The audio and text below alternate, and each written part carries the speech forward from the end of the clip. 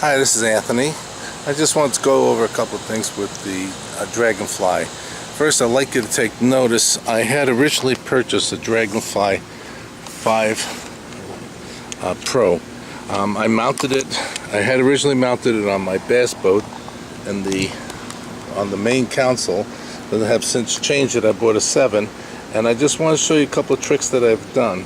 My mounting bracket, I take this off because my boat's parked outside. So I took it off and I bought a tennis ball and I just put it over the connections. Otherwise, where you put the Dragonfly onto the unit, onto the boat rather, you can't screw it down, it gets all dirt. So by taking the tennis ball, kind of holding it, it keeps it clean. And the wires, of course, you keep the wires with the cap on top to prevent any shortages or any dirt getting in the contact. I mounted it to my trolling motor using the bracket. I bought the special bracket for the trolling motor, as you can see, and I tied it down with a couple of clamps. I had to face it to the rear to where it's the direction. This way I can get my temperature reading as well as my depth finder. I keep it on chirp most of the time. Moving back to the main part of the boat, try to see if we can go over a couple of features on this thing. I have the unit on.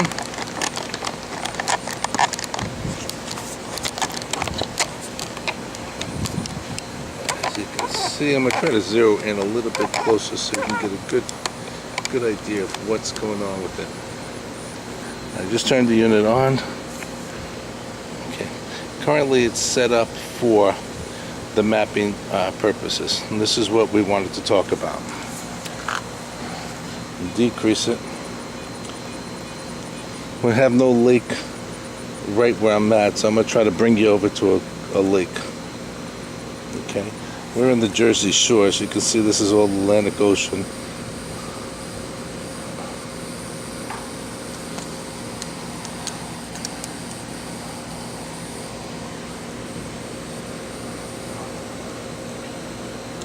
I had on my Dragonfly 4, I marked some spots on it, and I was able to transfer the information to both units. When I bought this new unit, I was able to get all my information from the old one. I backed it up and I restored it to this new one after I put the chip in and I upgraded. Be careful when you upgrade it, you take all the information out, it overwrites everything. So make sure you buy a separate chip and back up everything to that chip. This way you always have it on file. Otherwise it's fruitless, all the work you've done. I'm going to go to a lake here. Oh, sorry, that's not even a lake. There it is. I take it back. This is a lake called Bargaintown Lake, and I was just trying to figure something out. As you see, I marked a spot on it for a fish finder, for a fish location. Actually, it's pretty close to the ramp. The main ramp's over here, and there's a fish location right at that point that I like to fish. And there's your dam. This is again Lake Lenape.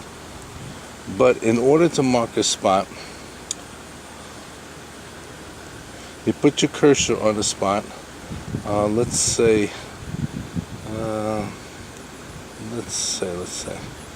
we catch a fish right around this location here. It's got to drop off. We're going to come down.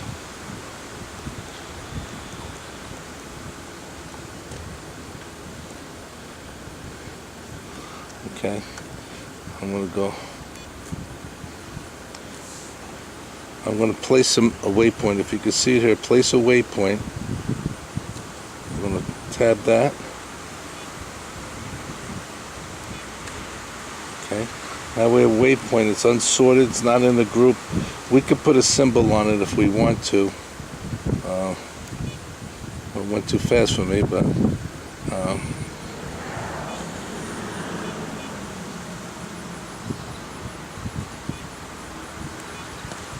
okay. I wanted to go up and put a symbol on it.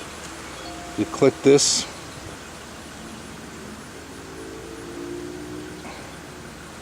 I want to get a fish symbol. Here we go. we're just going to put a fish symbol on it. So now you have it. And then you're going to just go back and click OK. And we have that waypoint marked. As you move it away, shows that you have it. There's a little projection here. It's a little bit of a drop off. What you see here are the tracks when I ran the boat around the lake. To turn the tracks on, I'm going to click. Okay.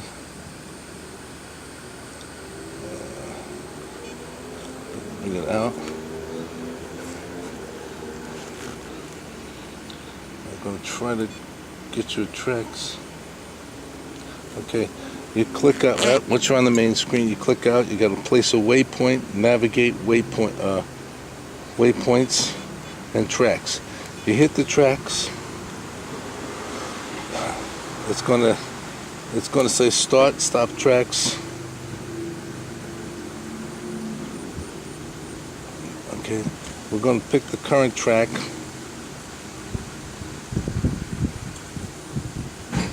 I take that back. I'm currently on my tracks mode is set up to go. So I'm going to turn it off. Want to save tracks, yes. Now, as I was saying, if you're on a lake, I'm just going to go out of this. We don't want to. We'll talk about making tracks, saving tracks later. Okay, now if we wanted to go to a location, we're on the water, and we wanted to run a track of where we're at. We come to tracks, which is highlighted right now. We hit tracks, and we're going to put start tracks. I'm going to click that. Now it's got the track started, so as we run the boat, we're going to run a line of where we want to be, where we've been, and how we can get back. It's a good thing to do. I stop the tracks. As a rule, I stop the tracks, and then I come back. When I go onto the lake, it'll still show the tracks, but I stop the tracks. This way it's not constantly on.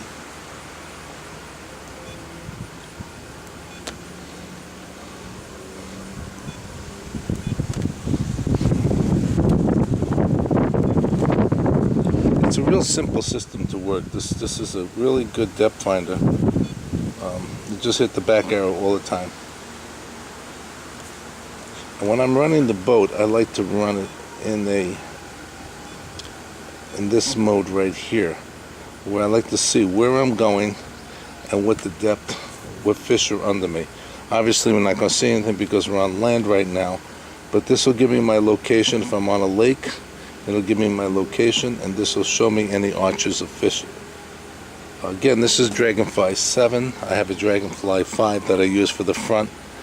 They're not interconnected, but I do use it for different purposes. I'm not concerned on the front for the mapping, but I am concerned with the two down chirp visions. This way I can see something in more detail. This is where you run all the time. You run it with this. This way you have an idea of how you want to run how you're going to look at the structure.